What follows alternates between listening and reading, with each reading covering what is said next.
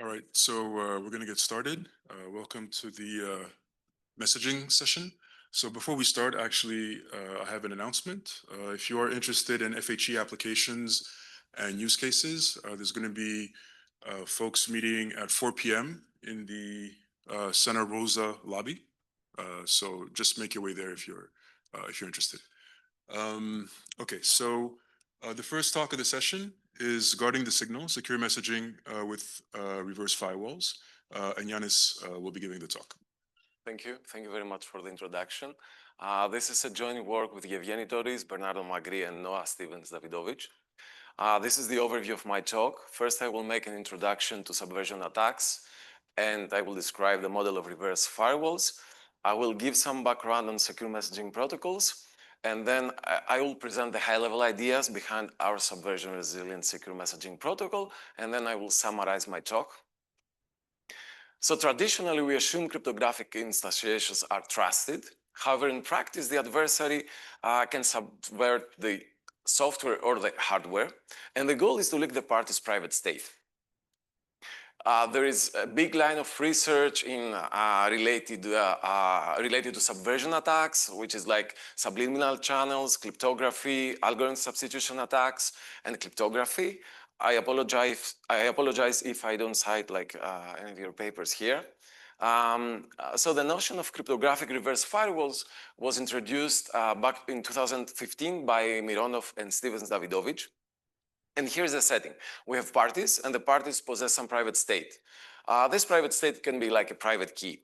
And as long as this private state is secure, then the parties execute a protocol and we get some security properties. If this is like a symmetric encryption key, then probably those parties exchange basically ciphertext and we have some, CPA or CCA security. However, if one of the parties, say Alice, gets subverted, then the adversary modifies the program executed by Alice.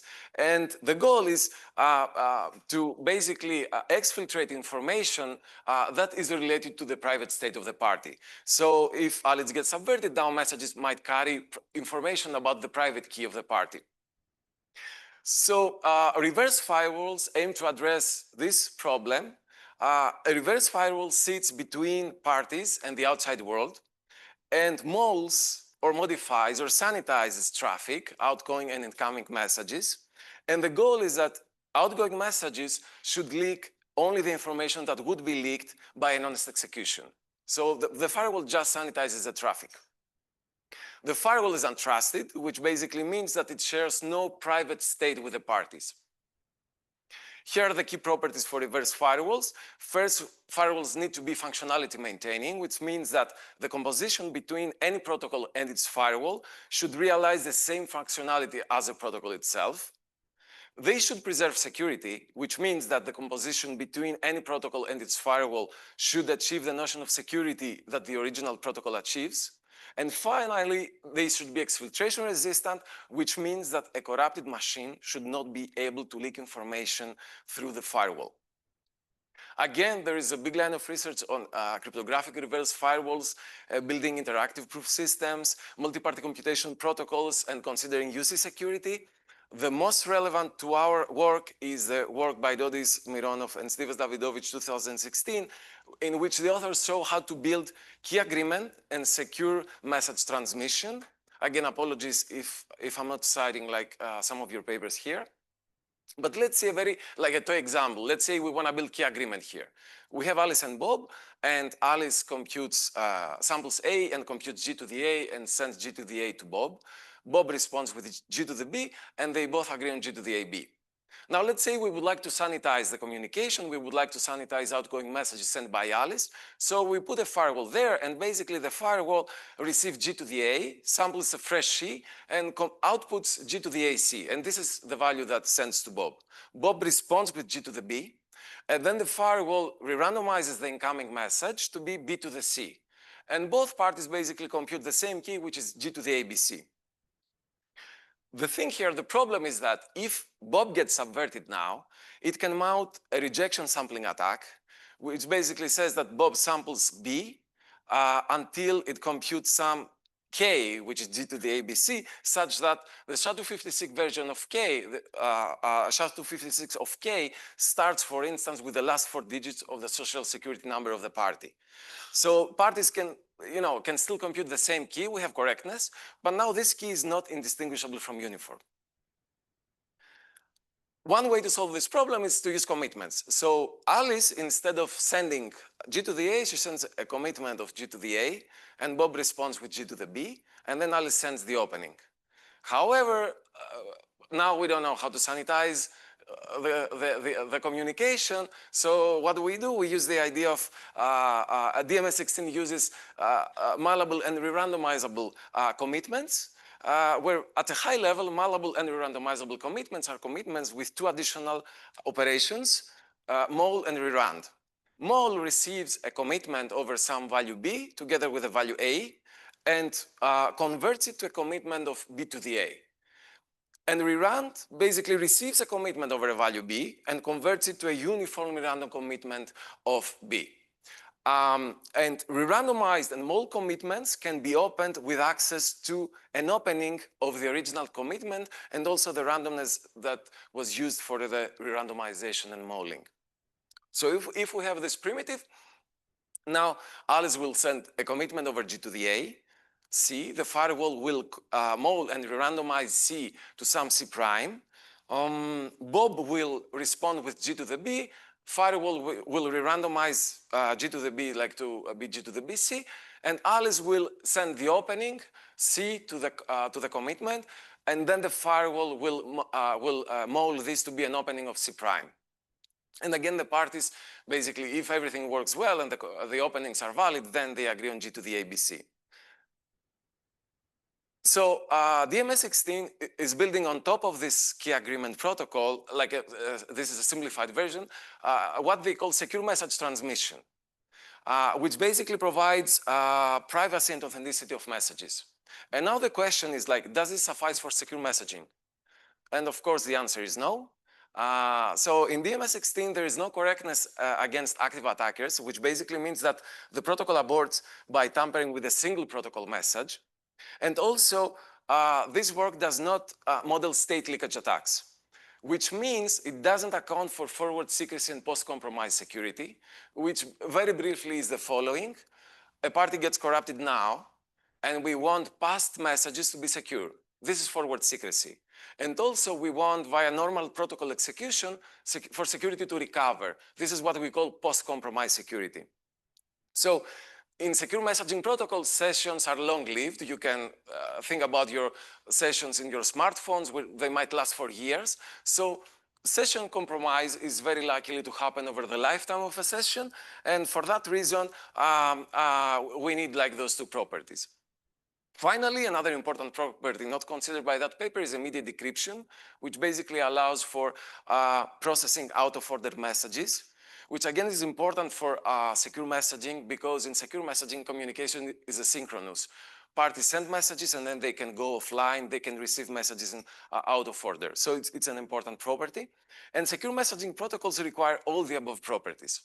So in our work, we present the first subversion resilient secure messaging protocol satisfying all the properties mentioned before, like privacy and authenticity of messages, consider state leakage attacks, forward secrecy and post-compromise security, correctness against active attacks, and immediate decryption.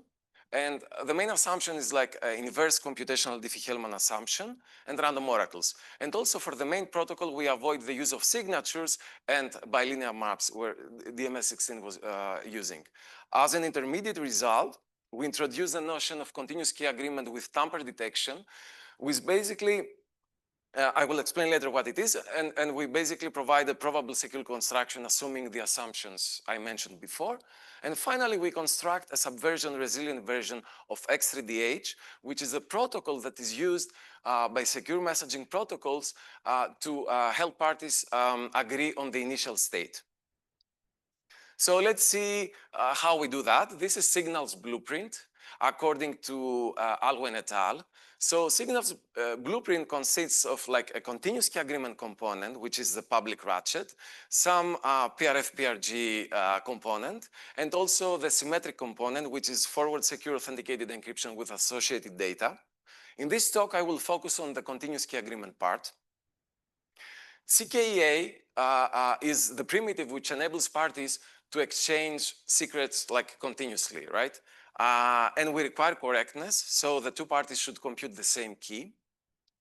We require privacy, meaning that the keys should be indistinguishable from uniform.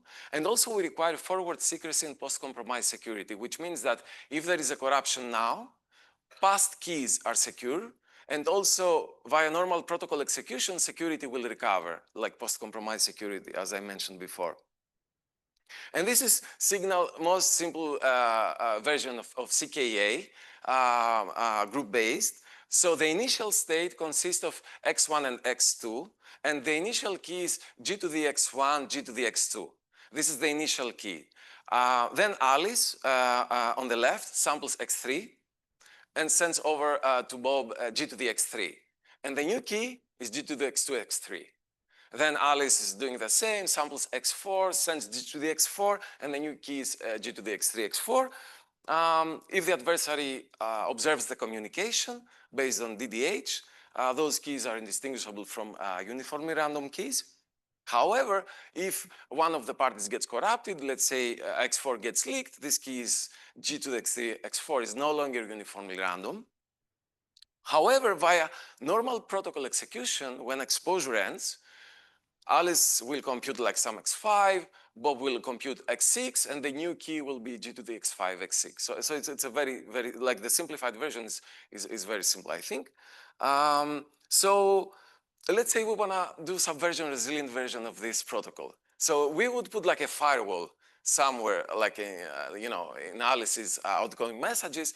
And now the protocol is non-interactive. The firewall would re-randomize the values, but the protocol is non-interactive in the sense that, you know, when Alice sends g to the x5, she already knows the key. But what happens if the firewall re-randomizes? So how would Alice know the key without receiving any message from Bob? So this kind of means that we require a little bit more interaction in order to achieve subversion and resilience.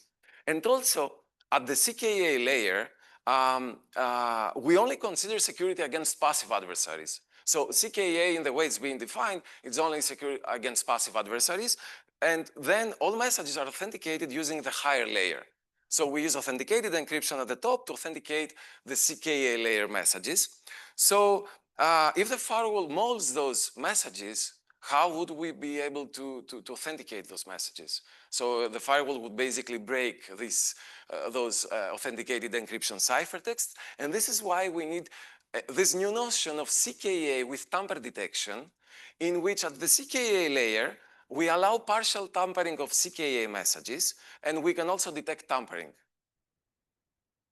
So the question is like, can we instantiate the signals blueprint in a way that we will achieve some notion of forward secrecy and post-compromise security, correctness against active adversaries, and also achieve immediate decryption?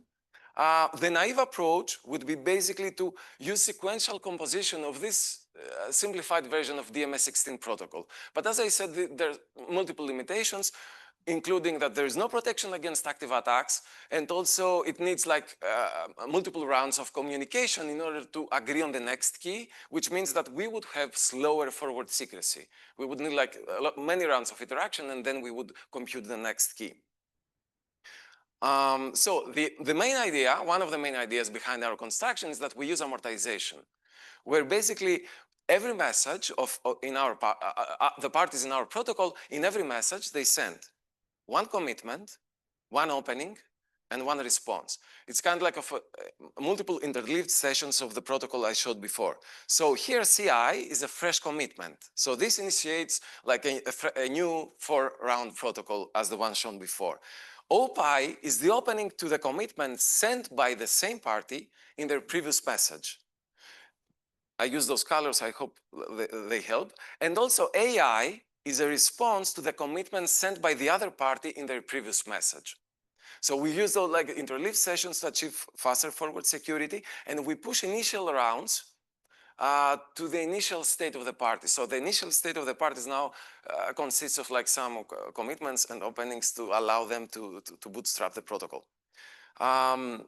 The firewall re-randomizes modes and re-randomizes commitments, openings, and responses in the same way I showed like in the simplified version of the protocol.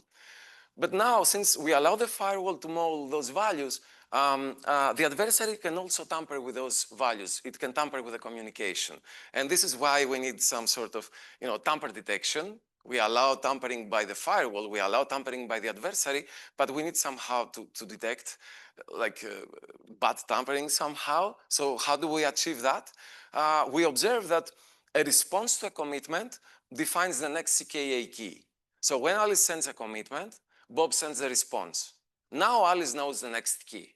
So what we basically do is we authenticate the next CKA key using the current CKA key.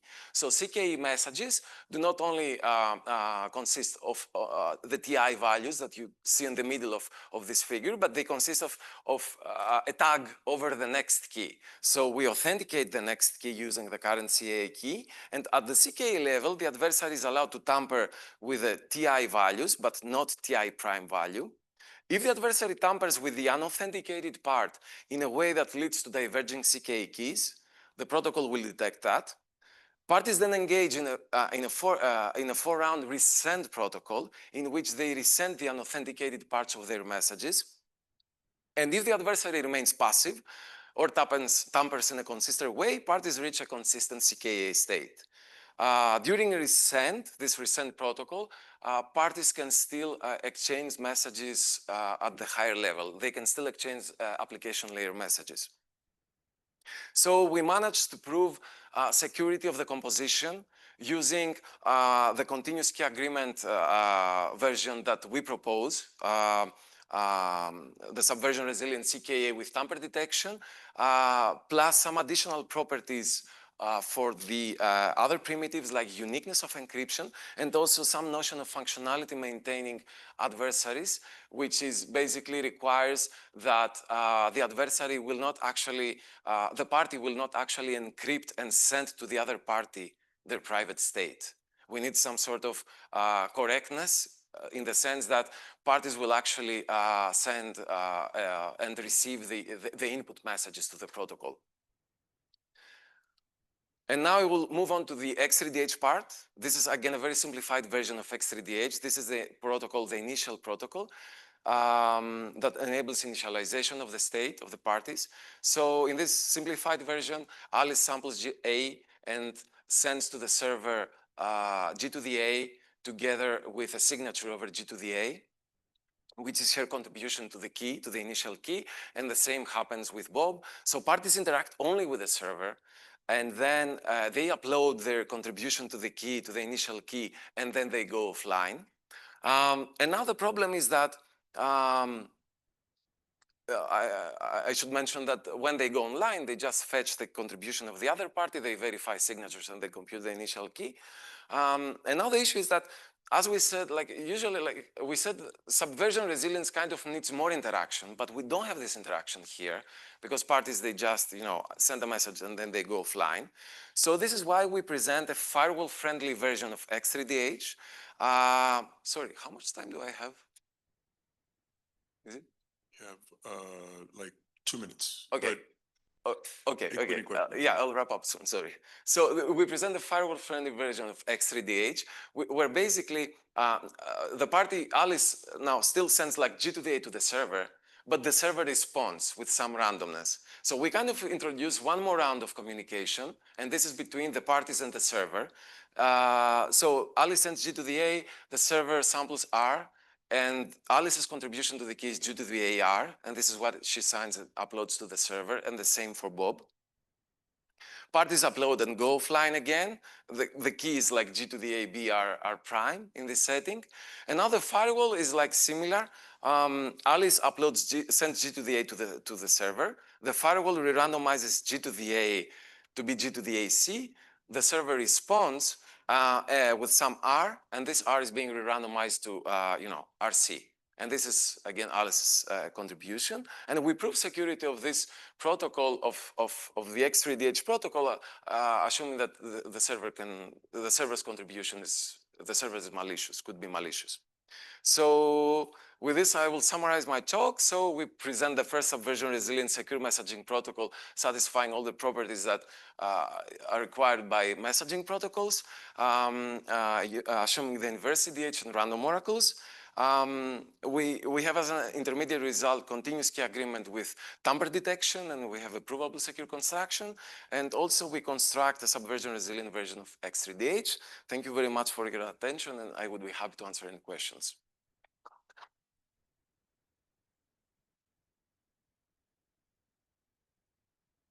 So we don't have a lot of time, but if there's a question, right.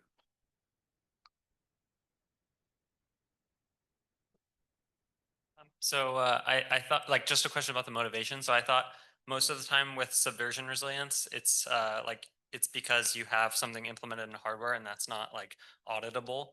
But for secure messaging and like especially for Signal where it's open source, like can't you just make sure the code is vetted and signed by like somebody or and then just compile that yourself? Like, yeah, thank you for the question. Yeah. So you mean when you download the code, Yeah. right? Yeah, but let's say you download the original code and then there is a malware that your smartphone is attacked by malware and substitutes the code with another code, right? So the adversary basically locally in your smartphone could possibly modify the code and try, to exfiltrate information somehow. Okay. Yeah. Yeah. Thanks. Cool. All right. So yeah, let's thank the speaker again.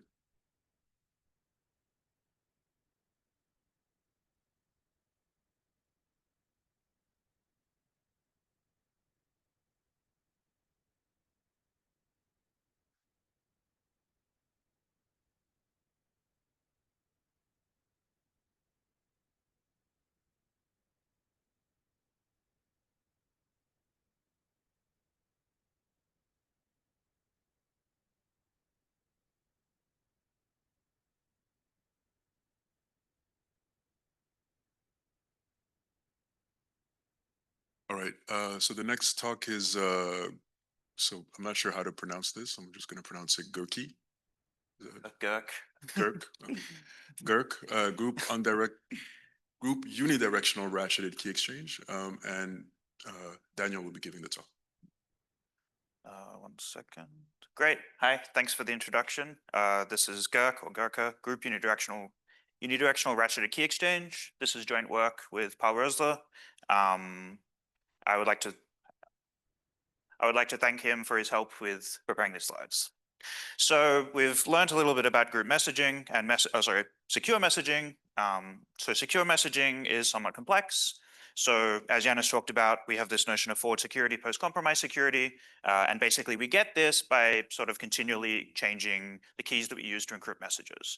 So in the double ratchet, for example, which is a two-party messaging protocol, there is some sort of well-defined sort of key schedule, let's say, and sort of how the protocol works. And yeah. And we have a similar thing in group messaging protocols in MLS, this recent sort of standard. We have an even more complicated group schedule where we sort of have a public key tree, and then we have sort of a key schedule where keys are derived from that. Yeah, so the point is sort of getting this forward security, post-compromise security requires a level of complexity. Yeah, and in general, what I would call this is sort of a ratcheted key exchange, which is going on. And as I said, this is to deal with sort of state compromise. In addition to this, there are several requirements in group messaging that we may want. So sort of a non-starter in practice is supporting dynamic membership. So we have sort of users that may be added or removed to the group over time. The network may be unreliable, so messages may be reordered, delayed, dropped, and we may want to sort of continue messaging in spite of this. We may want a level of active security, so parties may sort of not follow the protocol and send messages and try and corrupt it, I don't know, say break some security property as a result of that. In practice, we have a public key infrastructure that we need to sort of maintain keys. Thanks. Yeah, we have concurrency issues where sort of many parties are sending at once. And because of all these reasons, which I probably talked about too much, authors will make sort of simplifications when they do work on secure messaging to solve certain problems. So maybe in the context of flow bound or something like that. So in this work, there's sort of restricted communication, so it occurs in rounds. Sometimes you want to study something, so you start with sort of an honest but curious adversary and go from there. maybe the group static, for example. So this is sort of, yeah, these simplifications are somewhat ad hoc, but in the two-party setting, there has been a more systematic sort of way that this has been done. And this is sort of by restricting the communication that parties can do. So if we have Alice and Bob, they should in general be able to, send messages to each other and speak. But what is known as sort of in the unidirectional setting, this is restricted. So we have a sender and a receiver. The sender is sending messages to the receiver, and the receiver is, just receiving them by some deterministic algorithm. And this has proved to be useful, firstly, in sort of laying the foundations of secure messaging, which was done in this work by Bellari et al., but also in sort of studying several more advanced security properties like sort of anonymity and so forth. Yeah, so this framework has been indeed useful. There is an intermediate notion that we can still consider before we go to full messaging, which is called sesquidirectional messaging, where so we have a sender and a receiver. Now the receiver is sort of sending messages back to the sender, but those messages are not actually used to sort of establish new keys or used to encrypt messages. These are just sort of so the receiver can sort of add some new randomness to the protocol. So we can consider this, and then finally we can consider the full bidirectional setting. And so this, you can imagine, is sort of you're composing these two sesquidirectional things, or you can just not do that and design something from the ground up. And this is basically what's done in many works and in practice. So that's all good for the two-party setting, but what is the state of the art in the sort of group setting for this? Has anyone really sort of considered this question, and is this question worth considering? So how do we formulate it? So in the sort of group setting, we can imagine the notion of unidirectionality as follows. We have a set of senders and we have a set of receivers.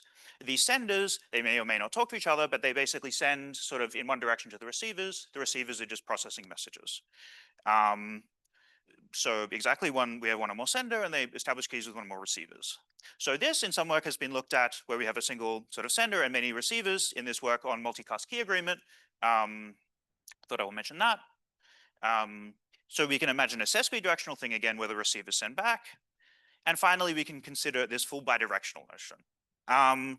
So this full bidirectional notion in group messaging has been explored in sort of several works now and under the sort of CGKA label, continuous group key agreement. This is sort of forms the basis of MLS, message layer security. But sort of as I've tried to argue at the beginning, this sort of if you want to really do full group messaging, you have to sort of balance a lot of different things and sort of account for a lot of different things. And therefore, if we sort of want to study, I don't know, questions about sort of performance or sort of what is necessary, it becomes sort of more difficult to work out exactly what is causing what. So motivated by this general desire and maybe also by something potentially practical, we asked the question in this work, what is possible in this sort of unidirectional setting? So that's what we do. We define and explore what we call GERC, which, as I said, is sort of the group. We're in the group case, and we consider this sort of restricted unidirectional communication now. And it's ratcheted key exchange because we're not considering sort of full messaging. We're just considering those senders establishing keys with those receivers over time. So we perform a modular study of this sort of primitive in that sort of we consider different amounts of senders and receivers, and also we vary basically whether or not the group is static for all time or dynamic. And this will sort of change how the protocols look and the performance. So along the way, we're able to isolate and sort of define a primitive which we call an updatable broadcast chem, in which sort of a sender, which sort of has an encapsulation key, is basically encapsulating into a possibly dynamic group of receivers. And we want certain properties from that. We propose efficient instantiations of this primitives, and I'll briefly go over some benchmarks from an implementation of this primitive, which sort of is the bulk of the sort of overhead of the protocols. And finally, I guess I'd like to sort of say that we believe that sort of this analysis is both helpful theoretically, but also will show to some extent that this has some potential interest in sort of considering real-world messaging. Good, so let's kind of consider the various possible dimensions of GERC as I talked about. So the first one that can be considered is when you have a single sender and sort of many receivers. So this is sort of a generalization of the two-party case where we sort of add more receivers. We can also sort of restrict the receivers such that we only have one and we have many senders, so they're all sending to the receiver. And finally, we have the sort of generalization of these two cases where we have multiple senders and multiple receivers. So what we sort of our first sort of observation in this work is that sort of there is really a natural sort of composition, and even from the two-party case to the single sender multi-receiver case that can be done to get to this sort of multi-sender multi-receiver static group case. And I'll talk a bit about that. We can then move to the dynamic case. As I said before, we can add or remove receivers, add or remove senders, or that with sort of fixed sender and receivers respectively, or we have sort of completely dynamic, which is sort of the most complicated case. And in this talk, I will mainly focus on these sort of basic two, where we have a single sender and many receivers, and those receivers may or may not be sort of changeable. Good. So to motivate some, I guess Yanis more or less motivated the security. So we have these complicated key schedules. We want to do this because we want security against compromise. So the adversary, say, compromise is a party who has the third key stored in state. Forward security will ensure that that party, the previous keys are secure. And then post-compromise security should ensure that sort of keys eventually become secure again after some time, like for example, in the natural progression of the protocol. Good. So that is going to form a large part of the security guarantees that we're interested in this work. But before that, I'll talk about sort of what is the sort of object that we're trying to study. So we consider a simplified sort of ratcheted key exchange primitive. So we basically have firstly initialization algorithm, which here it can be parameterized by sort of the number of senders and receivers, but here it basically just outputs a set of states. And so it's basically in particular, we don't model a public key infrastructure when we define this algorithm. And this is sort of to simplify the problem that we're trying to look at. And then, okay, so then we have a send and receive algorithm. So the send algorithm, and these two algorithms are stateful because in order to respond to state compromise, we need to update the state.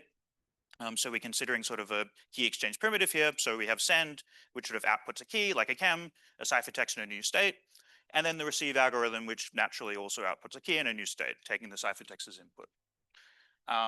So in the dynamic case, so this is just sort of a simplification in the static case. In the dynamic case, we can then ask for the add and remove algorithms, which is run by the sender, as well as a proc algorithm, which is going to be in general run by the sender, which allows to sort of process these sort of group update messages. So what are the security goals that we can sort of expect in this unidirectional setting? And so the first is forward security for both parties. So what I want is that if sort of a sender sends a message at a given time, or like establishes a key at a given time, if that sender is corrupted, then the adversary should not be able to have access to previous keys. And this should hold true for the receiver. We want post-compromise security for the sender. So in particular, if you corrupt the state of the sender, you should be able to sort of, if the adversary remains passive for some time, we want security to be restored. And we'll get this in a strong way. And the reason we can't do this for the receiver is because we're in the unidirectional setting, and the receiver here is deterministic, so the receiver can basically not recover. And you sort of a final property that we're interested in is sort of an authentication property is that sort of receivers should diverge upon some kind of impersonation. So if we have an active attacker that sort of compromises a party, say Alice, who's sending some messages, and then that party and sort of the adversary uses that state to like impersonate towards a receiver, we want that other honest receivers should basically derive keying material that is essentially independent of the keying material that was derived by that receiver that received the corrupted message. So somehow if that receiver then who is corrupted is then compromised as well, then the other honest users should remain safe in the group. And we'll see that this, we have a construction that provides this, but the practical construction does not. Good. So how might we achieve this? So we observe in this work that sort of the basic two-party sort of framework works here, which was introduced by Putter and Rosler in 2018. So the construction is as follows. I'll break it down. Here we rely on a chem, a signature scheme, and a random oracle. So the basic idea is that the sender will be generating new keys every time the send is done. So what keys are generated in particular? So in order to ensure sort of some kind of authentication properties, we use signatures. And in particular, every time a message is sent, a new signature key will be established. What we'll then do is derive also, so we're going to use a KEM basically to encapsulate to the receiver, but we're also going to derive a new KEM key every time we send a message. And in particular, the KEM key is actually going to be derived from the output of a random oracle that depends on things that happened previously in the send call. So this KEM will be sort of initialized with a seed that's output by the random oracle, and then the sender will throw away the decapsulation key. And so the receiver will derive this and keep it. And the observation here is that sort of because we're basing this sort of KEM key derivation on sort of basically everything in the protocol, it'll be that sort of if two parties receive in an inconsistent way, so if the adversary sort of injects towards one party and is honest towards another one, then those states will diverge, and that's a property that we want. Okay, so that's sort of the basic framework of the construction. So this is in the single sender, single receiver setting. I just told you this is the group case. So what about multiple, the two-party case? So what about multiple receivers? Well, in this case, we can basically just initialize every receiver as the same. So then we have one sender, many receivers, but these receivers can more or less be clones of each other. And they can, they can basically just do this exact construction, and then the receivers will receive the ciphertext at their own pace. Because, as Anna said, asynchrony is something that we want in messaging. If we have multiple senders, well, this doesn't really work, but what we can do is sort of basically run this protocol, but we do it in parallel. So in this case, we have a single receiver, we have sort of n instances of this protocol, and the receiver will sort of store n different instances. And it turns out that this is optimal in the sense that sort of the state that the receiver must hold must grow linearly in the number of senders. And we basically prove this in this work. Good. So changing tack a little bit to something a bit more practical. So the sender keys is this protocol that's used by WhatsApp and Signal in practice. And the core of this protocol is as follows. So each party at a given point in time has sort of n symmetric keys, let's say, one per party. They will also have n signature keys. And in order to send a message, what they will do is a sender will basically encrypt their message using sort of a symmetric encryption scheme. And then they will sign the corresponding ciphertext, let's say, and then they'll distribute that to everyone over the network. At that point, the sort of key that they use to encrypt is then hashed and overwritten, because what they target here is some kind of forward security. So in the context of our work, where we're considered in this, interested in this ratcheted key exchange mechanism, this last step is really the thing that's most interesting to us. And it turns out that this sort of captures a so-called single sender multi-receiver GURC is what we call it. And we can study this thing as sort of in our framework where we have our sort of ideal security properties, and we can compare it to sort of what is, we can basically compare the sender key mechanism to our scheme. So how does that look? So the first thing we note is that because parties are using just a symmetric key, if the sender is compromised, then we have no post-compromise security for the sender. Whereas in our scheme, because we're establishing KEM keys every message, then we get that. It's easy to see that we also have forward security in both cases. We also do not have implicit authentication sort of in terms of this diverging states thing that I wanted. In sender keys, that's because the key schedule is deterministic, fixing a symmetric key. Whereas here, basically, as I told you, we're using this random oracle to sort of diverge keys based on the transcript. A good thing about the sender key mechanism is that there's no communication due to this, but in our case, we'll have to send, I guess in practice, in the D-log setting, a few group elements and a few field elements every time we send a message. Another thing that is nice about the sender key mechanism, it supports out-of-order delivery, whereas our thing a priori does not. But overall, it shows that sort of our construction is more secure in several ways, and for some use cases could be cheap. So exploring the design space here in general is I think, of interest. So let's quickly talk about the dynamic case in the last few minutes I have. So the question is, what if receivers can be added or removed? So again, I'm going to start by considering just the single sender multi-receiver case. The natural idea, which appears in many forms in the literature, is basically we want to arrange keys in some kind of tree. And here we're going to arrange the keys of the receivers in a tree, and they're going to be public keys.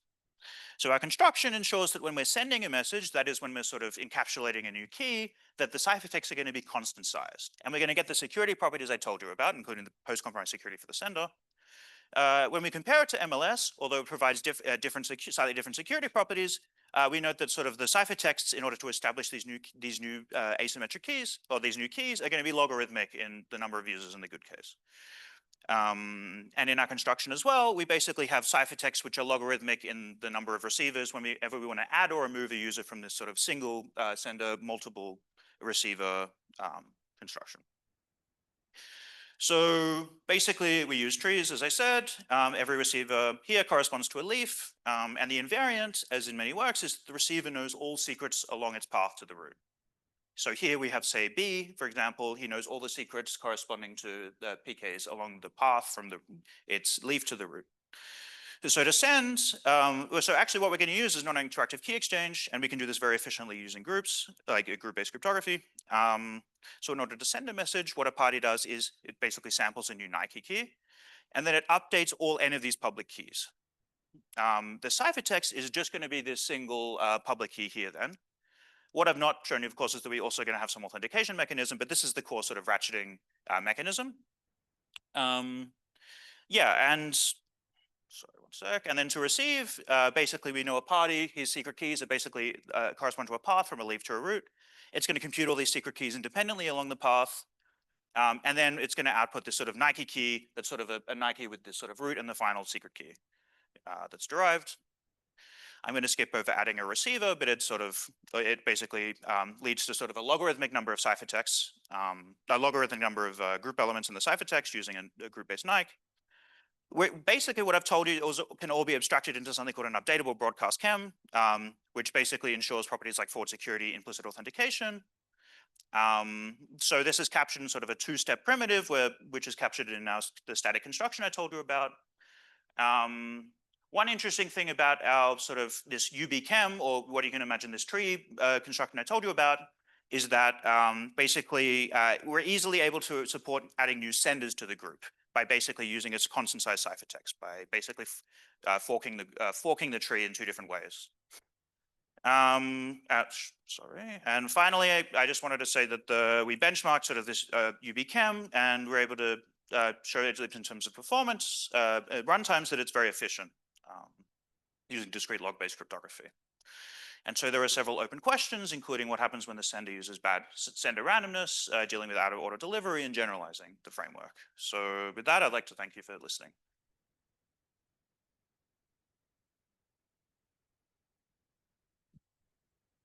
Time maybe for one question. So we're running kind of late. All right, so let's thank the speaker again.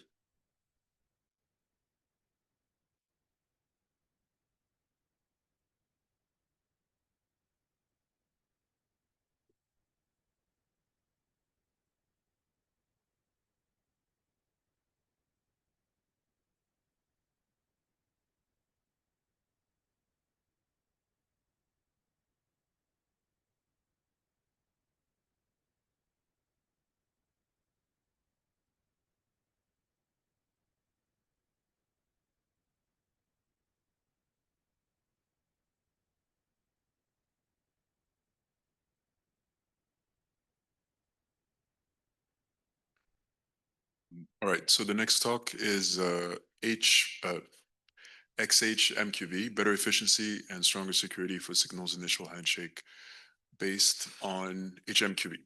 And the talk will be given by Shashin. Thank you. Thank you for the introductions. So yeah, as the title suggested, so in this work, we are proposing a new initial handshake that improves the Signals protocol. As we know, that Signal protocol is a well-known protocol that's behind many of these sort of well-known this well-known secure messaging apps. So if you use one of these secure messaging apps, then you use this protocol today. And it is an important protocol. Therefore, it has been an active area in our research community. There's many work has been done, and in this paper in particular, we are going to design a new initial handshake protocol compared to X3DH, the one that's used in Signal. Our protocols are more efficient, and also it is more it has stronger security, and also the security proof. Our security proof is done in a more realistic way.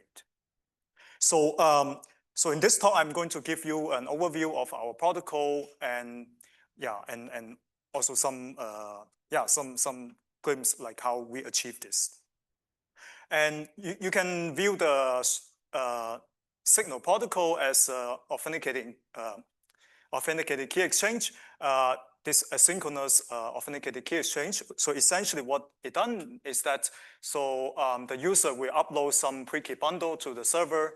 So when Alice want to send out a message to Bob, then Alice will just fetch the pre-key bundle and then send out some message. So in the end, Alice and Bob, they will have a shared key. So this is like a key exchange protocol. So this would be the focus of this paper. And after that, they will just do some double ratcheting to updating their key continuously. So in Signal, the protocol for the initial handshake is called X3DH, or Extended Triple Diffie-Hellman Protocol. For more detail, let's zoom in to look at this protocol. So essentially, in this protocol, the users will have some long-term keys and also some semi-static keys. And the user will upload these long-term keys and semi-static key, and also a signature on the semi-static key to the server. So this is called the pre-key bundle. So, and when Alice wants to send a message to Bob, so Alice will just fetch the pre-key bundle from Bob, and then exchange a ephemeral key with Bob. And then they will compute this session key that contains these Diffie-Hellman's combinations between the two. So I'm not going to read out. So you just need to trust me that I draw it right. So this is like actually it looks like a bipartite graph. So so we have a reduced mode where Bob doesn't need to generate the ephemeral key. So Bob, for example, can go to sleep, right? So it doesn't need to be active in the key exchange process. And then you have these Diffie-Hellman's elements in your session keys. And you will ask the question, so why do we use X3DH in Signal, right? I mean, there are so many authenticated key exchange out there, so why not use them, right? So why we need to pick this particular key exchange protocol to use? So the answer is that, so one of the answers is that because the X3DH has this asynchronous property, right? Meaning that, Bob doesn't need to be always active in the communications, right? It's not like the other authenticated key exchange.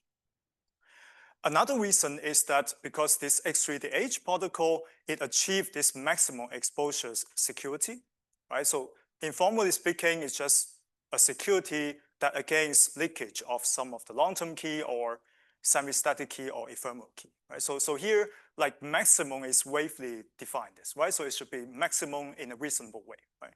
Of course, the adversary should not just corrupt both the long-term key and ephemeral key, right? So the adversary cannot just corrupt all the secret of a user, sort of saying. And another reason is that because X3DH, it has some deniability, which is something that people want to have. So in the following, I want to give you more details about the second reason, which is about the maximum exposure security. So let me use an example is that basically, for example, if the adversary learns the ephemeral secret of Alice, right? So in the X3DH protocol, it still has some security because the adversary can only compute these two Diffie-Hellman elements, right? And the Diffie-Hellman elements between Alice's long-term key and Bob's semi-static key is still unleaked, right? So in this sense, the adversary cannot compute the session key, right? So there's still some security, but maybe you will ask, well, because you try to achieve maximum exposures, right? So the adversary could also learn the semi-static key, right? So this semi-static key can also be leaked to the adversary.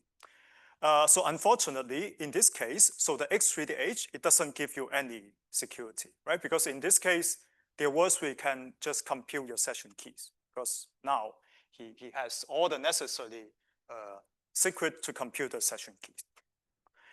And maybe you think this is not really a real problem because there's an easy fix, which is adding this combination between long-term and long-term key to the session key, right? Because in this case, the adversary still can't compute this Diffie-Hellman elements, so therefore the session key is still secure.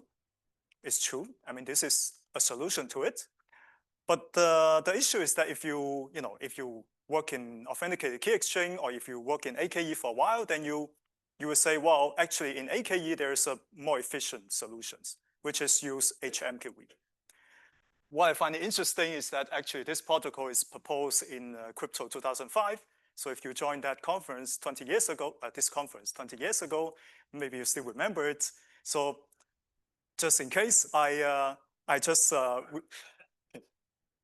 recall the protocol again. So this is an AKE protocol, right? So both party has long-term key, and then they exchange the ephemeral key, okay? And after both party receive the ephemeral key from the other side, so they will compute this value. So here I'm a little bit like leaving out some details here, but what is important is this Diffie-Hellman elements. So basically, this Diffie-Hellman elements, it gives you this combination. So once again, so basically it gives you a complete bipartite graph.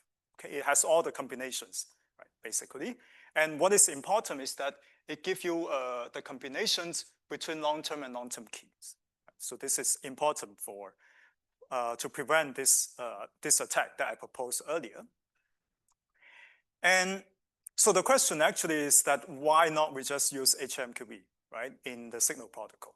So this is actually the real question we try to ask. Why we think using HMQB is better? Because first of all, it's more efficient. So to compute this session key, a user just need to compute 2 exponentiations, while for X3DH, they need to compute 4 exponentiations. The second thing is that it actually achieves stronger maximum exposure security, because we have these combinations in the session key. But maybe the reason why we don't use HMQB is that it's not asynchronous, right? As you know, as you have seen that in this protocol, Bob has to be always online because he needs to send out the ephemeral key to Alice, okay? And our work is essentially try to modify this protocol such that it can be used in the signal setting, right? So our solution is actually rather simple. It's just to introduce some semi-static key, okay? And more precisely, once again, we go back to this picture, this bipartite graph. Once again, so the user has long-term semi-static and ephemeral key. So now you just add this semi-static key into the key. When you generate the session key, you just add this semi-static key essentially. And then you get this Diffie-Hellman combinations, right? So here is essentially is a complete bipartite graph again, right? So you have all the possible combinations. What is important, once again, what is important is the combination between long-term and long-term, okay? Because this will give us stronger, this maximum exposure security. And in the reduced modes, we just need to remove the ephemeral key, and then we get this asynchronous property where Bob doesn't need to be always online, okay? The protocol is rather simple. So just to have a sanity check that we achieve this stronger security is that, let's say if the adversary learned the ephemeral secret and also the semi-static secret from Bob, our protocol is still secure because we have this, because we have this combination between the long-term and long-term. Okay, to analyze the security is actually a bit more involved. So let me say something, let me give you an overview of our security proof of this protocol. Our security proof used the GAN-based models as in the previous work. And also our proof requires random oracles. In addition to that, we need two assumptions, or we need two cryptographic primitive. The first assumption is called challenge and response gap Diffie-Hellman assumptions. So this is from one of my previous paper with Eike, Dohin, and also Magnus from 2023, where we need this algebraic assumptions to prove security of HMQE, right? So we need to use these assumptions for the HMQE part. And the second things we need is sort of like a stronger security for signature scheme, which is called UF one per message CMA DDH security for the signature. So the name is a bit weird, right? But I will explain to you in a second why we need this weird notion of signature, right? This is because of the key reuse issues in the signal initial handshake. Okay, this is the reason why we need it. So, and although this is different to the standard UFCMA security, but actually the Schnorr types of signature scheme, it achieve this notion of security for signature scheme. So let me give you a little bit more details on this signature security.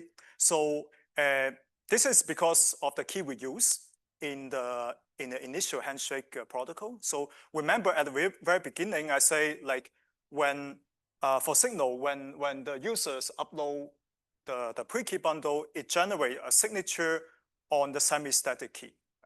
And the signature key is the long-term key that used in the Diffie-Hellman key exchange. So basically the long-term key has it plays two roles. Like one rule is for signature, the other role is for key exchange, Diffie-Hellman key exchange. And this is happening in the real protocol, but in the previous in the proof of the previous in the previous security proof on Signal, they actually treat these two keys separately. Right? So which actually this is the right practice, I would say, but it doesn't match the real world protocol because in the real world they use the same key for both functions. But it causes us a lot of trouble to analyze it because you can consider the following scenario where you want to do a reductions to the signature security, right? Which is in the setting that you don't have your signing key and you ask the signing oracle for the signature, right? Which means that you don't have the long-term secret, like Bob doesn't have the long-term secret. In this case, there's no way. I mean, you can't compute these two Diffie-Hellman's elements, right? So, which means that you can't simulate the session key. Okay, this is a problem. That's why we need this sort of non-standard security for signatures, right? So this is called UF one per message security. So this one per message means that for each message, the adversary can know at most one signature in the signing oracle. So this is actually weaker than UFCMA, but this is already enough for us. The only sort of non-standard things is this DDH oracle, right? The reason we need this DDH oracle is because, as I said earlier, that because now we don't have the long-term secrets from Bob, we can't simulate the session key. But when we have this DDH oracle, then we can sort of patch the random oracle query to be able to simulate the session key. So that's why we need this DDH oracle. Right? So this is the non-standard things there. But never mind, we can show that the ECDSA and Schnorr signature, they satisfy these notions based on some mild assumptions. So this is a comparison between the X3DH and our protocol. And in terms of efficiency, we do less exponentiations. And if the adversary can learn the ephemeral secrets and the semi-static secrets, our protocol is still secure, but this is not the case for X3DH. And our proof consider the key reuse, while the X3DH does not consider. And in terms of security loss, we both have like this square root loss. I mean, for X3DH, this is because of the signature scheme. It needs to use forking lemma. And for us, it's because of this challenge and response gap Diffie-Hellman's. When you want to prove it from gap Diffie-Hellman's, we also need to do some rewinding. That's why we have this square root loss. And this is like a brief conclusion. So we have a new initial handshake protocol, and this is achieve a synchronous property just as in X3DH. And our protocols are more efficient because we do less exponentiation and it has stronger security, and we achieve similar deniability as in X3DH. And we have some open direction to go to. And like one is, can we achieve the same level of maximum exposures in a post-quantum setting? And a second question is, can we extend this technique to analyze key reuse things in other protocol, maybe even beyond secure messagings? The last thing is that can we achieve some like subversion resilient security? Maybe we can borrow some technique from the first talk, and that's all for my presentation. And yeah, thank you.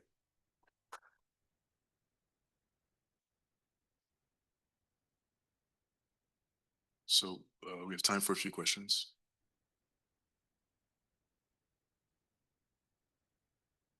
So I guess one thing you mentioned that one open problem is to extend the analysis to other protocols. Like what do you have in mind? Well, one thing I have in mind, but I haven't checked, is this sign encryptions where you do signature at the same time you do encryption. So if they reuse the key, then probably would be useful. But yeah, thank you. Yeah, so a quick question. In moving to the asynchronous case, we're removing the contributive ephemeralness from Bob's perspective.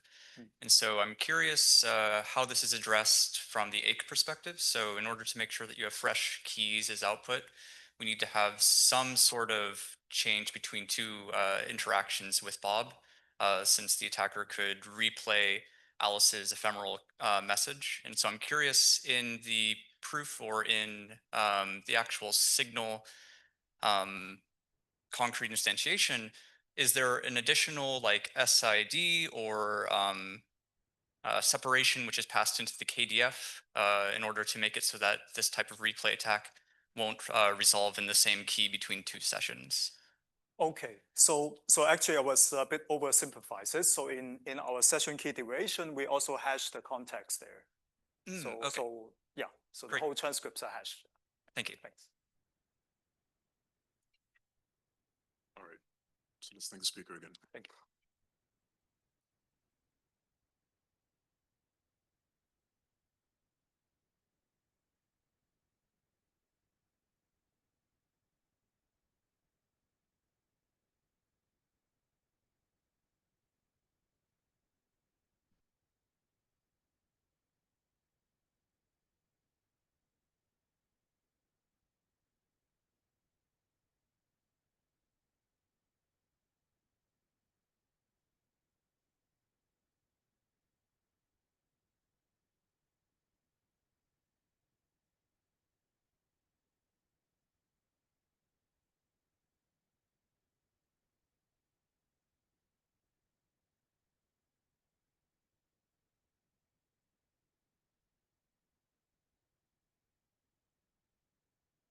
Okay, so the final talk of the session is continuous group key agreement, concurrent updates without pruning, and Miguel is going to give the talk.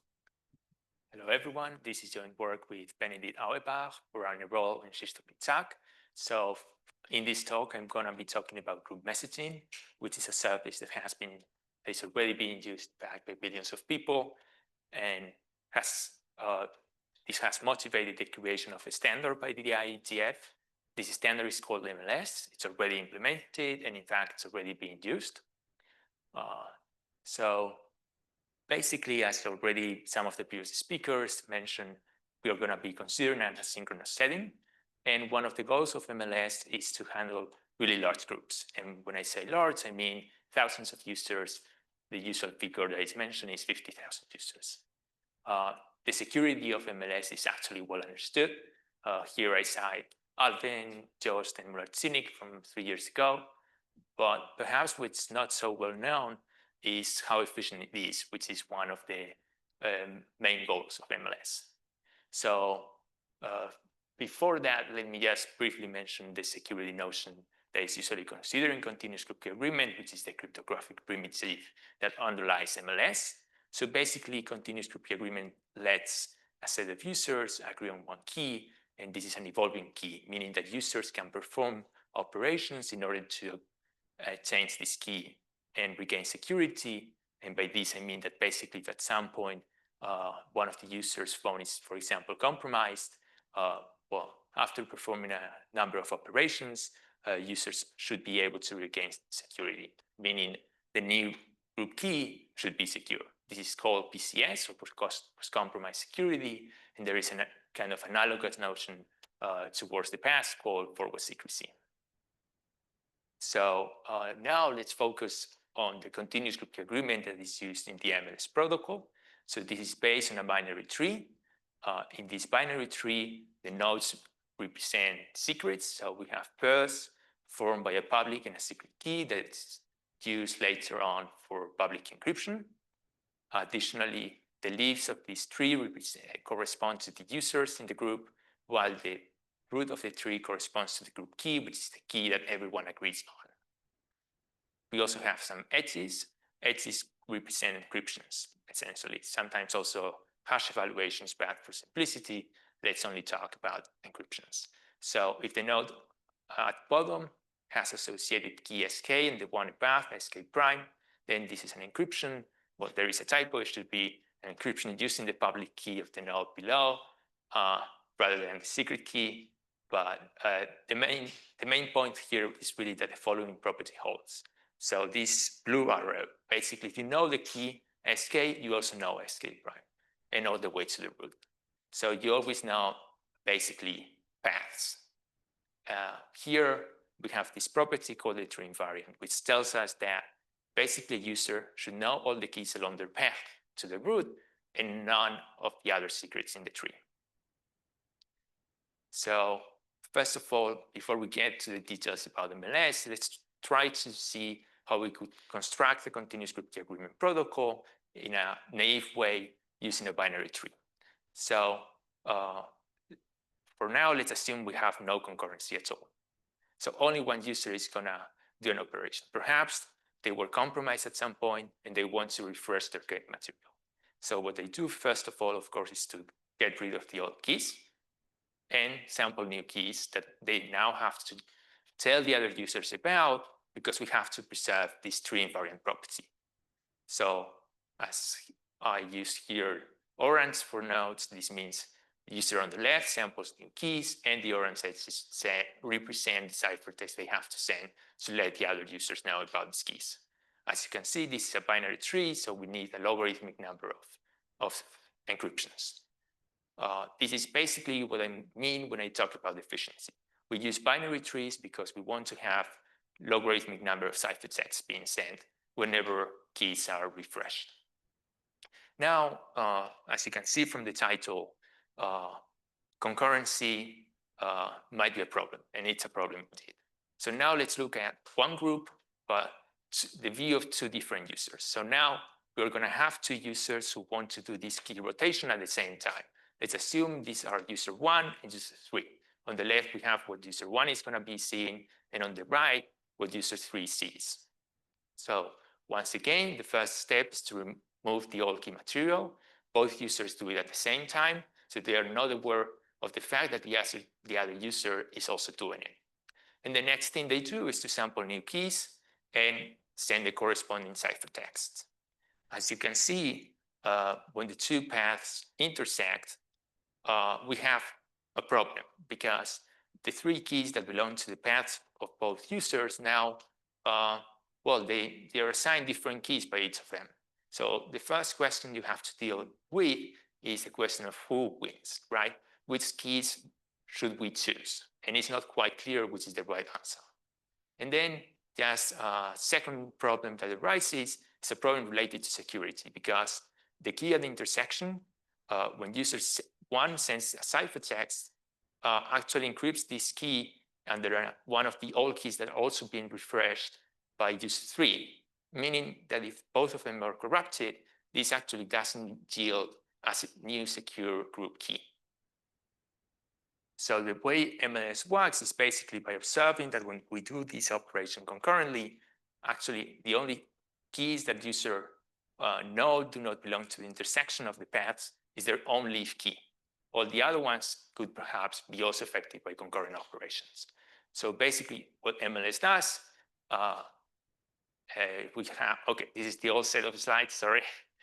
So in this example, we have 3 users instead of 2, but in this operation, these 3 users do what's called update proposal, which is the way MLS has of dealing with concurrency. So users 1, 3, and 8 basically deleted all the key material and sent around the new public key that corresponds to the secret key they just sampled, that is colored here in blue. And the next operation that we need, of course, because we want a new group key, is called a commit. So in a commit, we have any user of 3. Here I chose user number 16, the one on the right, which is when we actually sample new key material for a whole path and just communicate it as before in the trivial example in a way that respects this tree invariant. But what happened here on the left half is that because we throw away a lot of keys, we have what are called blank nodes. So blank nodes are the ones here. Okay, no, that was the wrong thing. Okay, no, sorry. Yeah, these are blank nodes. The ones that no longer have an associated key, and the consequence is that we have lots of orange edges, which is basically what we want to avoid. The idea of efficiency is you should have logarithmic number of ciphertexts. So now let's look at perhaps another example, a more realistic one in the sense that, well, this is group messaging. Groups may stay around for a very long period of time. So we are going to have plenty of operations, plenty of proposals and commits, and more proposals and more commits over time. So let's look at what happens to the tree. We start with one of these full binary trees, and we choose at random 2 users. Let's say we want to consider concurrency with just 2 users. We do 2 update proposals. So they delete the old keys and they sample new leaf keys. Next thing that happens is there is a commit, and we choose at random who does the commit. In this case, I chose user number 4, and this is what the new tree is going to look like. So we've clearly kind of lost some intermediate nodes, but it's not too bad yet.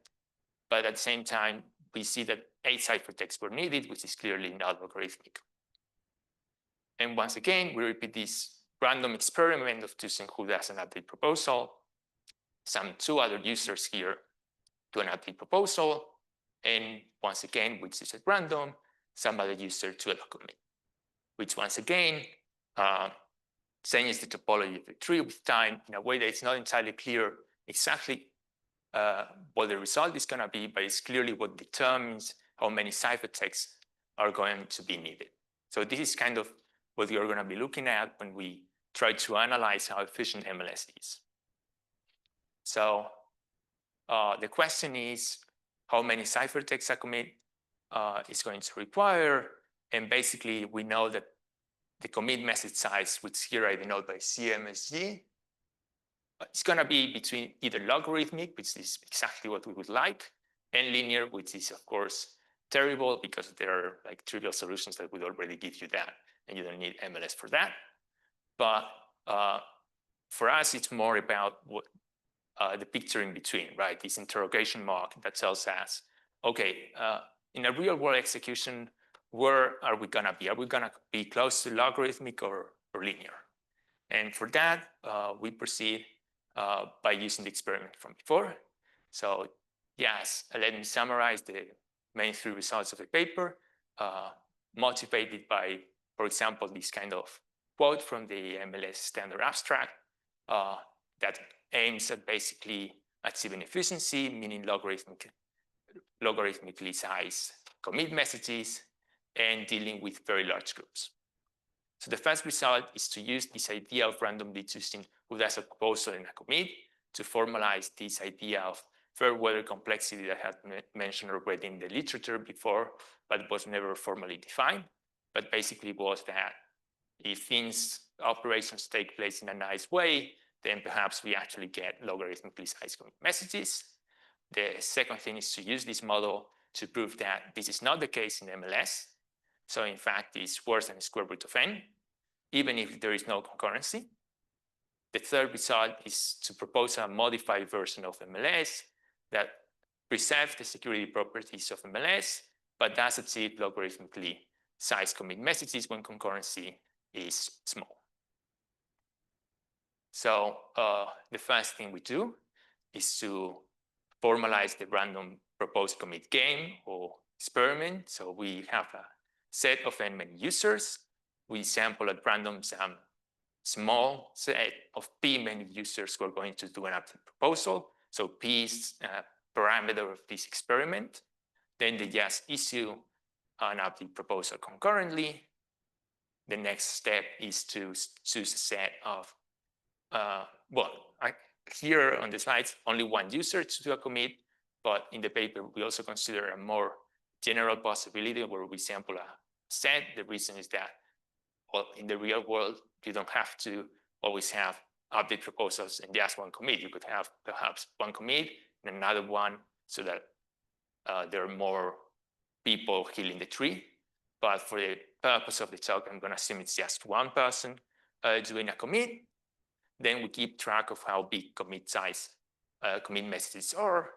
And this experiment repeats over a long period of time. And basically what we want to look at is the expected size of the commit message, where the expectation comes from the randomness of the experiment. So we prove a lower bound for p constant, which is the number of people doing update proposals concurrently. The expectation of the size of the commit message is greater than square root of n. And in fact, even if there is no concurrency, it's already greater than square root of n. And even if we allow for a small concurrency, let's say p equals to 5, gets quite close to linear, even without asking for many users to do operations concurrently. Just as a side note, perhaps I want to mention that this, if you're considering n, there is not like 50,000 people and perhaps want to look at smaller values of n, we also have a lower bound that guarantees that this is still far from linear, even if square root of n is a function that kind of grows kind of slowly asymptotically grows faster asymptotically than log square, but for small values of n is smaller. So now let me give you an intuition on how the proof works. The first observation is that if we choose any node in the tree V, there is not a root nor a leaf, the probability that this node is blank is actually p over p plus 1. And for p equals to 1, this is already 1/2. So we know that we are going to have a lot of blank nodes in this tree, which of course intuitively already tells us that we are going to be sending a lot of ciphertext around. The second observation is that if we look at the way MLS works, whenever one node is blank, there's always a path from that node to some leaf that is also blank. By putting these two facts together, we can answer this question concerning the size of commit messages. And we do so, but rather than looking at the whole commit message, just what's the number of ciphertext we need when we want to encrypt to some node V in the tree. First thing is that, well, the answer is pretty clear when the node is populated rather than blank. There is only one ciphertext, but if it's blank, we have to encrypt to children, grandchildren, and so on repeatedly. So the expected number of ciphertexts when V is blank, this is just informal because it assumes independence of random variables that are in fact not independent, but to get an idea, it works.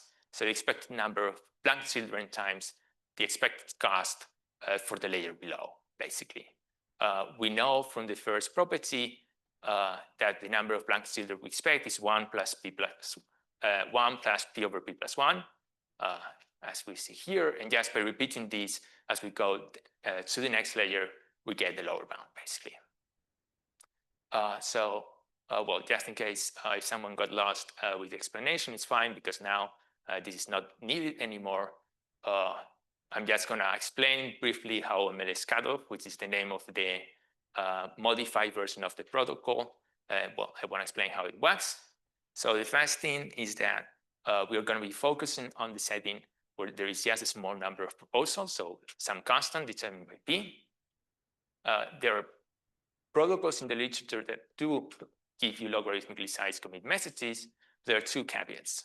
The first one is that there is a trade-off in terms of security. So PCS is not achieved as fast as in MLS. Instead of just doing some proposal message, the proposal message is plus one commit message afterwards. already sufficing to recover from corruption. This is not the case in CoCo, for example. And they also use a weaker security notion. So the goal is really to achieve efficiency while preserving the same level of security. And the idea is quite simple. So we have this blue line here, this dashed blue line that determines some threshold. And now we have the user number one on the left do an update proposal. So instead of just throwing away all the key material and only sampling one key for the leaf, they also sample keys for all the nodes below the threshold, and instead only blank the upper part of the path. And if we have some collisions, what we do, so here, user A, the collision with user A and the other users takes place above the threshold, so it doesn't matter because we were planning to blank anyway.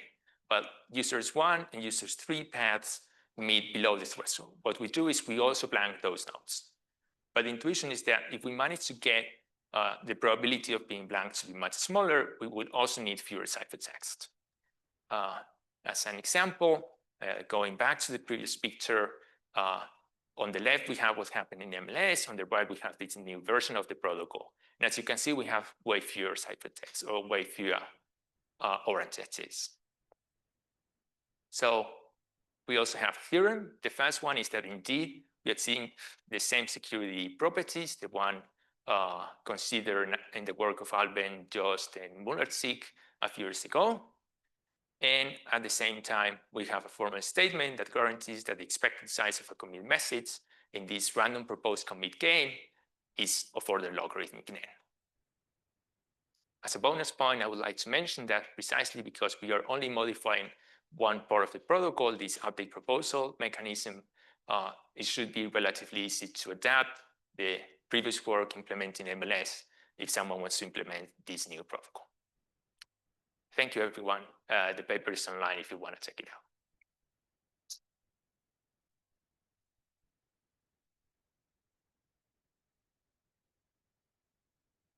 Do you have any questions? Okay, all right. Oh, Well, two quick questions, sorry. Maybe on the previous theorem, what is the value, how much to, log n?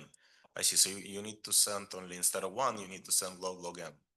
Oh, sorry, I forgot to mention that. So this value is the depth at which we choose this threshold, right?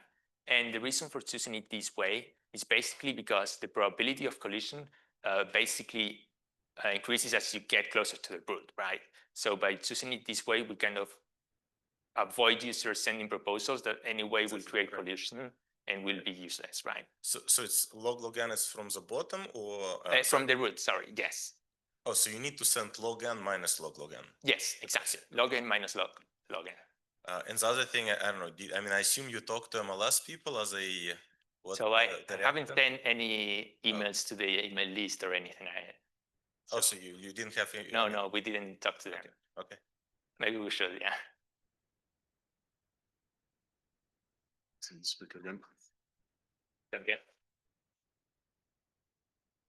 So before you leave, again, an announcement, the same announcement from before. If you're interested in FHE applications and use cases, meet at 4 p.m. in Santa Rosa lobby. What I should have mentioned though is that you should look for Shai Halevi.